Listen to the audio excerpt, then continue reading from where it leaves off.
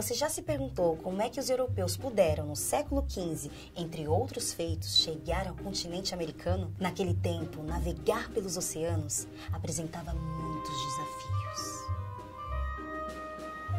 Algumas pessoas tinham medo de que os oceanos fossem habitados por monstros.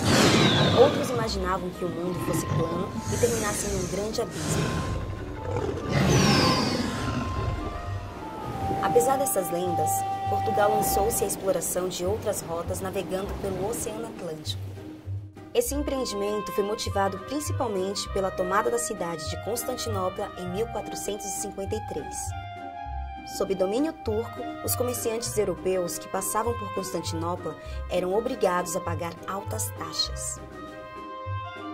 E isso levou os comerciantes a buscarem novas rotas para chegar ao Oriente e trazer de lá produtos de luxo bastante apreciados pelos europeus, como as especiarias.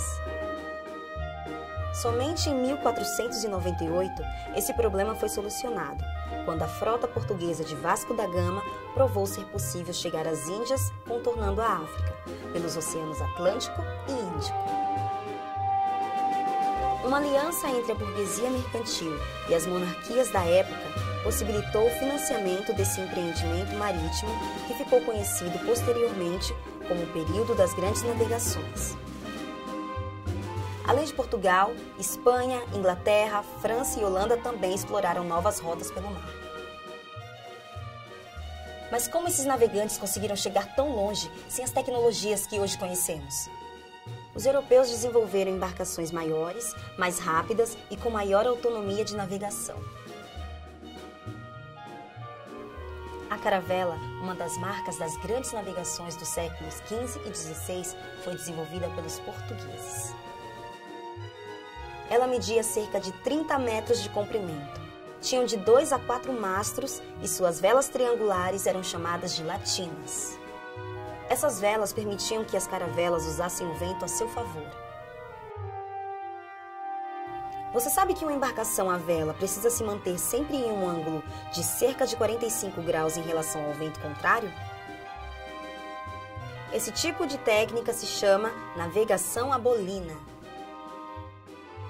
Além do aperfeiçoamento das embarcações, os instrumentos de localização também iam se aprimorando. Um deles foi o quadrante, instrumento que possibilitou a medição das latitudes a partir de medidas angulares entre 2 pontos do céu. A partir do quadrante, determinava-se a altura da estrela polar antes de iniciar uma viagem para depois comparar essa altura com novas medições realizadas durante a viagem no mar.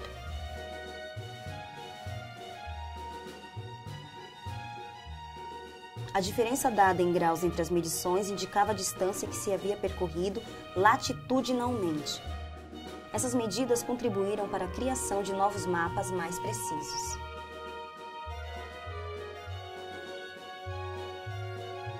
Outro instrumento que os navegadores usavam era a toleta de marteloio. Já ouviu falar? Era um conjunto de tabelas que ajudava a calcular o desvio que o vento provocava na rota das embarcações. É claro que as medições angulares e de distância aferidas por esses instrumentos eram aproximações menos precisas se compararmos com as medidas obtidas por meio dos instrumentos disponíveis atualmente. Mas essas tecnologias evoluíram a partir de aparelhos simples e da necessidade constante de medidas mais precisas. As bússolas, por exemplo, que antes das grandes navegações possuíam um sistema de localização simples, foram aperfeiçoadas durante esse período e passaram a usar um sistema que compensava o balanço do navio. Quer tentar reproduzir artesanalmente esse instrumento? Para isso, você vai precisar de um ímã, uma agulha, fita adesiva, um pedaço de isopor com cerca de 1 centímetro de espessura e um vasilhame com água. Primeiro, você magnetiza a agulha passando o ímã em uma das extremidades dela. Tome o cuidado de fazer o movimento do ímã sempre na mesma direção e várias vezes, sem fazer movimento de ida e volta com ele na agulha. Depois, fixe a agulha no isopor utilizando a fita adesiva. Quando você modificar a posição da agulha, ela vai voltar sempre para a mesma posição, indicando a posição norte-sul. A ideia básica do uso da bússola é a de se locomover sabendo a direção aproximada que se deve seguir em relação ao norte. Não é interessante perceber como conhecimentos empíricos e científicos, aliados aos interesses econômicos, contribuíram para desenvolver tecnologias tão incríveis ao ponto de as pessoas poderem cruzar os oceanos há mais de 500 anos?